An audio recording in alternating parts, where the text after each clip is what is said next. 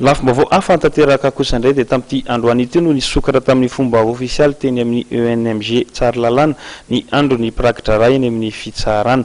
Mandritra ny telo andro dia andinika indrindra ny fomba fiasa sy jereo mety olana ateraka izany asa izany mba ho fanatsarana ny tontolon'ny fitsarana ireo prakitra ra avy amin'ny fiadi-pitsarana maro eto Madagasikara.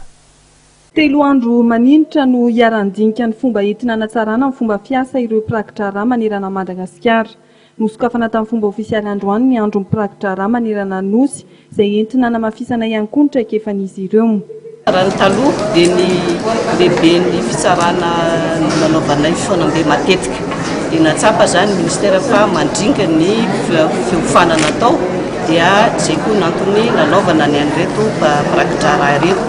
Ary izany izy io zany atao isan-taona satria ny foanana tahaka izao dia misy koa ny fanankarozana traikefa eo amin'izy ireo samby lehibe ny prakitra ra satria tsy mitovy ny zava-misy eraky ny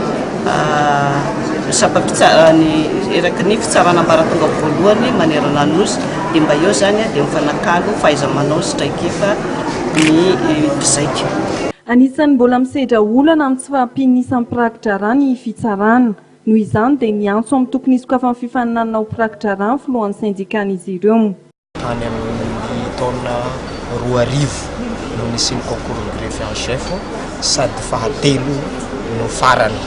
Telo ihany zany ny promotionniste amin'ny concours. Efa tsy ampy tena efa mahatsapa hoe vitsy be vitsy dia vitsy mihitsy satria raha jerena zany ny greffier en chef misy efa corps tsisy olona zany agnatiny raha ohatra ka greffier en chef concepteur zay farany ambony amin'ny corps ny greffier en chef efa tsisy olona zao na iray ary agnatin'ny corps dia hita fa tsy ampy be zany dia tokony verina zany ny concours ohatra ka mba hameno an'izay tsy feno zany. Raha ny fanazavana ministry ny fitsarana kosa dia noho ny tsy fahampian'ny teti-bola no anton'izay tsy fandraisana prakitra ra vaovao izay.